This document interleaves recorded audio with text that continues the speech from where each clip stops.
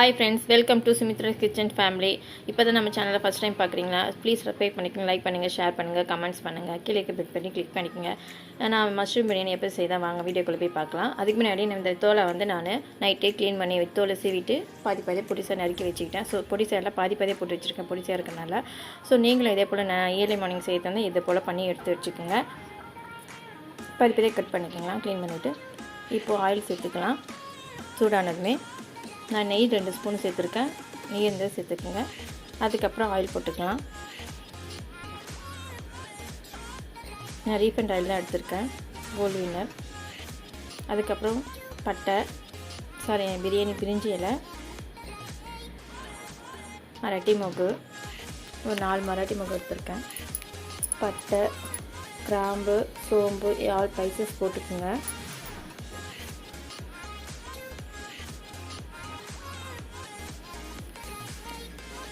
Star பூ, கசகசா, சோம்பு கொஞ்சம்,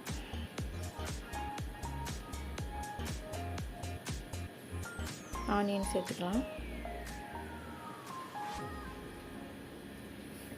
நல்லா வதக்கி விட்டுக்குங்க. நல்லா ஃப்ரை ஆகி வரணும் ப்ரௌன் கலரில். ரொம்ப கறி வச்சிடாதுங்க. இப்போ நம்மளுக்கு தெரியும்ல, ஹை ஃப்ளேம்லேயே வச்சு நல்லா வதக்குங்க.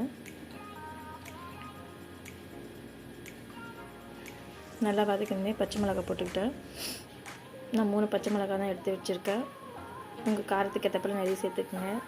நான் பெரிய பெரிய பச்சை மிளகாவை போட்டிருக்கேன், அதான் 3 எடுத்து வச்சுருக்கேன். நல்லா வதக்கி விட்டுக்குங்க. தக்காளி சேர்த்துக்கலாம். இப்போது இஞ்சி பூண்டு விழுதையும் சேர்த்துக்கலாம். நான் 3 ஸ்பூன் போட்டிருக்கேன். நீங்கள் எந்த அளவுக்கு எடுத்துக்கோங்க. இப்போ புதினா ஆட் பண்ணி நல்லா கிண்டிக்குங்க. தயிர் சேர்த்துக்கலாம் 2 ஸ்பூன்.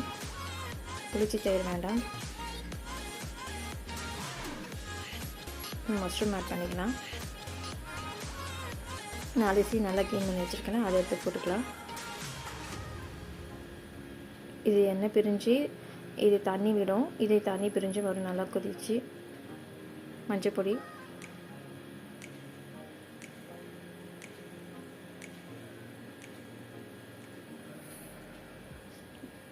மட்டன் மசாலா கொஞ்சம் ஆட் பண்ணியிருக்கேன், 1 ஸ்பூன் அளவுக்கு.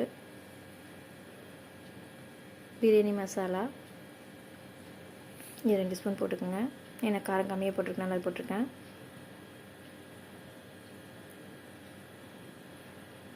காஷ்மீர் மிளகாய் தூள் 1 ஸ்பூன்.